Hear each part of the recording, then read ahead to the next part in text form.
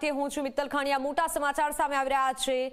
મહેસાણામાં વિસનગરમાં આશા વર્કર પર હુમલો કરવામાં આવ્યો છે। ગુંજા ગામમાં આશા વર્કર મહિલા પર હુમલો થયો છે। ગામમાં જ રહેતા દંપતીએ હુમલો કર્યો છે। આશા વર્કરને ગાળો બોલી અને માર મારવામાં આવ્યો। નજીબ બાબતે તકરાર થતા આરોગ્ય કેન્દ્રમાં જઈ અને હુમલો કર્યો હતો। આશા વર્કર મહિલાને ધમકી પણ આપી હતી। આશા વર્કર મહિલાને ધમકીની સાથે હુમલો કરવામાં આવ્યો છે। અશોક અને સૃષ્ટિ ચૌધરી સામે પોલીસ ફરિયાદ દાખલ થઈ છે। ફોનલાઈન પર સંવાદદાતા તેજસ જોડાઈ ચૂક્યા છે। તેજસ, સમગ્ર મામલો શું હતો? શા કારણે હુમલો કરવામાં આવ્યો?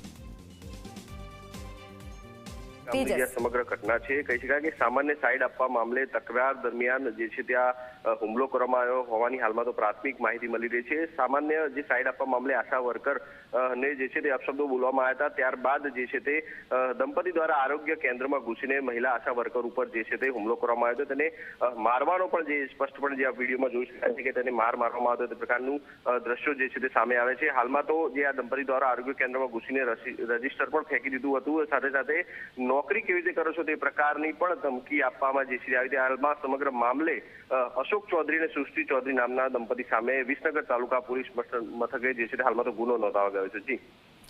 જી તેજસ, આભાર માહિતી બદલ।